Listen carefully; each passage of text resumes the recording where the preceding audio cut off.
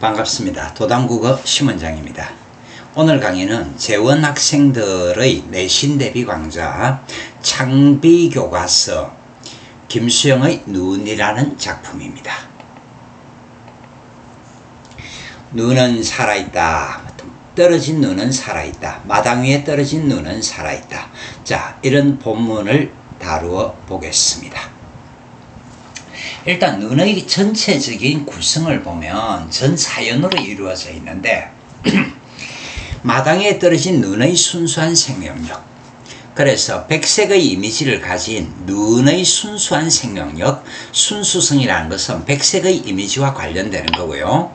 그 다음에 순수한 생명력을 회복하기를 갈망한다. 그러면 회복하기를 갈망한다는 얘기는 현재 그렇지 못하다라는 말이 전제가 되어 있겠죠. 그 다음에 눈이라는 것은 강한 생명력을 가진 존재더라.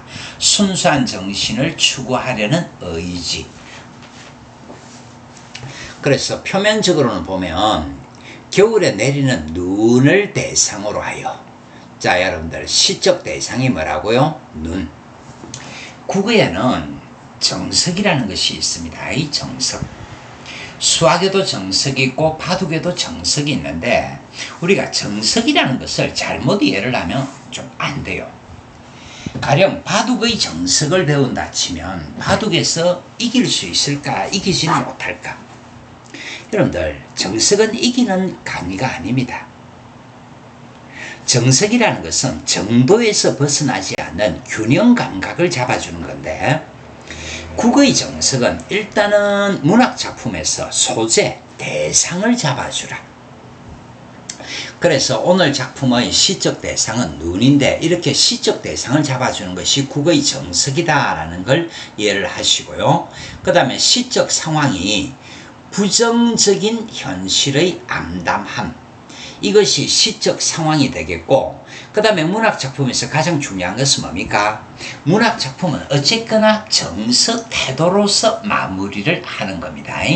그래서 순수하고 정의로운 삶을 살고자 하는 이것들이 바로 정서 태도가 되겠는데, 문학의 마무리는 무조건하고 정서 태도. 그래서 이 작품은 의지적 태도가 드러나고 있습니다.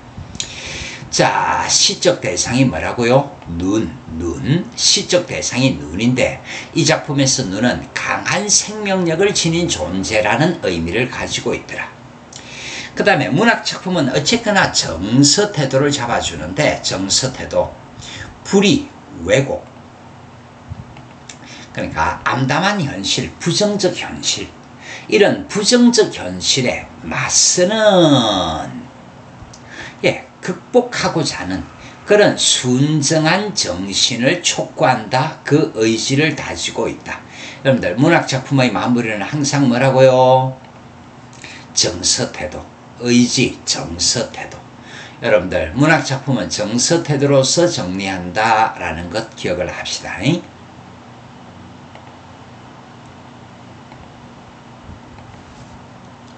자, 본문 들어가 보겠습니다. 눈은 살아있다. 시적 대상이 뭐라고요? 눈.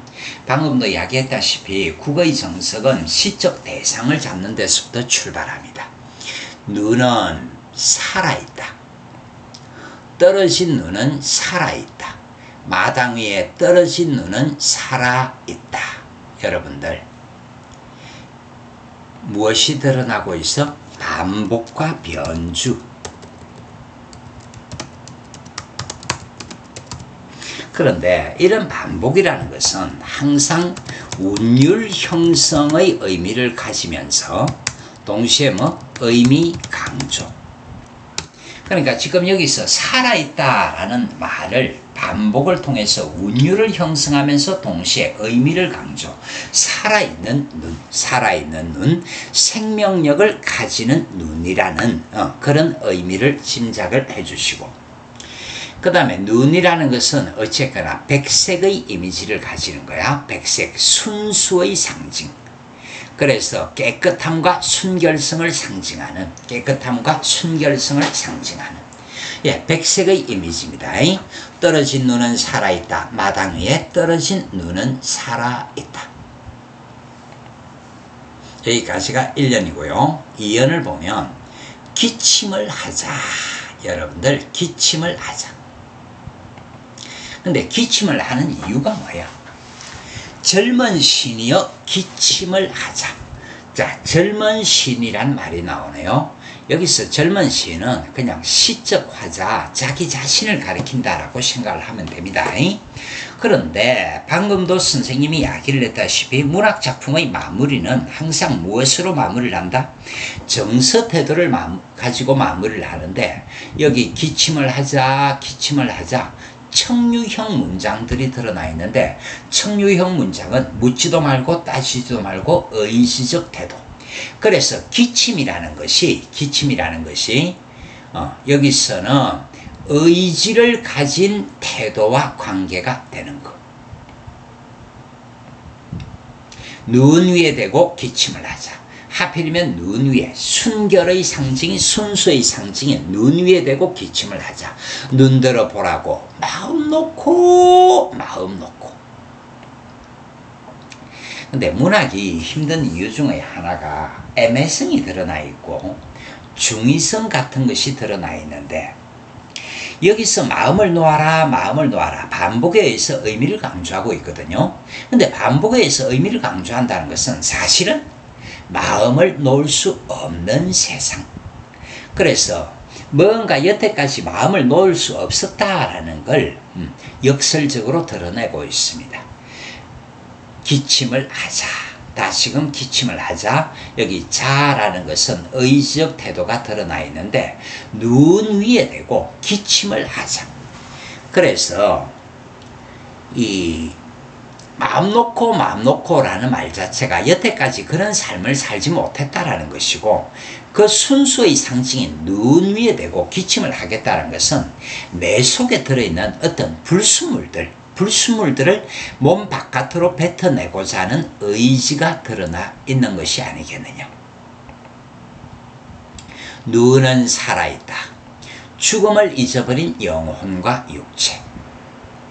그런데 앞에서 어떤 말이 나와 있었더라?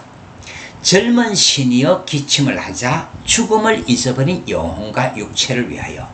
여기서 젊은 시인이나 죽음을 잊어버린 영혼과 육체나 전부 다 똑같은 의미다. 화자를 상징하고 있는 것.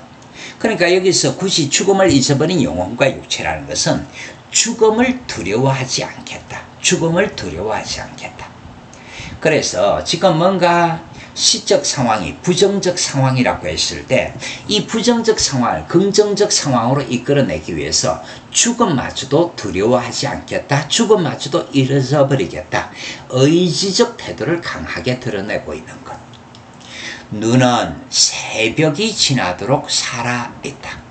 여기서 새벽이라는 것은 아직은 어둡지만 아침을 예고하는 시간이 아니겠느냐. 그래서 미래지향적 태도가 드러나 있지 않겠느냐. 여러분들 잡아주셔야 합니다. 자, 다시 기침을 하자. 젊은 신이요. 젊은 신이 곧바로 누구라고요? 예, 젊은 시인 자체가 여러분들 시적 화자의 상징이라 그랬습니다. 시적 화자. 젊은 시인이요. 기침을 하자. 자, 계속해서 청유형 문장을 통해서 의지적 태도가 드러나 있는데 자, 눈을 바라보며 밤새도록 고인 가슴의 가래라는 것은 당연히 좋은 거야, 안 좋은 거야? 아우, 더러워. 뭔가 부정적인 것을 의미하겠죠. 그래서 현재 시적 화자가 가지고 있는 소물건성이라든지 소시민성이라든지 일상에 대한 안주의 태도를 가지고 있는, 그러니까 다시 말해서 반성적 태도가 드러나는 그런 반성의 대상, 그것이 가래가 아니겠느냐. 이런 가래를 마음껏 배차 의지적 태도가 계속해서 드러나고 있습니다.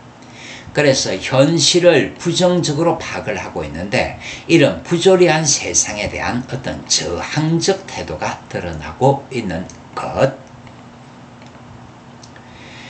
자, 오늘 작품은 자유시입니다. 그 다음에 의지적 참여적 태도가 드러나 있는데 청유형 문장을 통해서 의지적 태도가 드러나고 있다는 것은 강조를 했고요. 참여라는 것은 항상 현실이라는 말이 생략이 되어 있어 현실 참여적 경향을 가지고 있습니다. 순수하고 정의로운 삶에 대한 소망, 그러니까 젊은 시인이 다시 말해서 시적 화자가 순수하고 정의로운 삶을 살고 싶다. 그 다음에 부정적 현실에 대한 극복 의지. 자, 오늘 이 작품은 일상적 언어를 사용하고 있습니다. 우리가 보통 문학은 함축적 의미의 언어들이 사용되고 있다 그랬는데 단순히 일상적 언어를 사용하면서 함축성을 가져오고 있더라. 그 다음에 선명한 대응 구조 뒤쪽에서 다시 확인시켜 드리겠습니다. 가장 중요한 것이 뭐라고요? 청유형 문장을 통해서 의지적 태도를 강조하고 있더라. 그 다음에 정의롭고 순수한 생명력을 무기력하고 부정적인 세계와 대립의 의미가 드러나고 있습니다. 이 작품에서 가장 중요한 시어는 눈과 가래라는 것인데, 자, 눈이라는 것이 백색의 이미지, 흰색의 이미지. 그래서 순수성, 참된 가치를 의미한다면 가래라는 것은 불순물, 속물적인 것을 상징하는 것. 그래서 기침을 하자 그랬는데 몸속의 불순한 것을 몸 바깥으로 배출하는 자기 점화의 의미를 가지고 있어.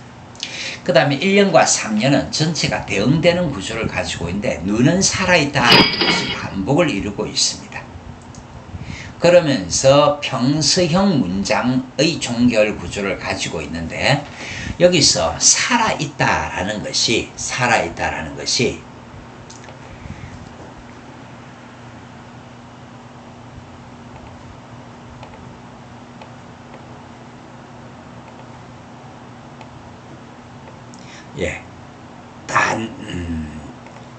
단정적 진술의 형태가 아니냐.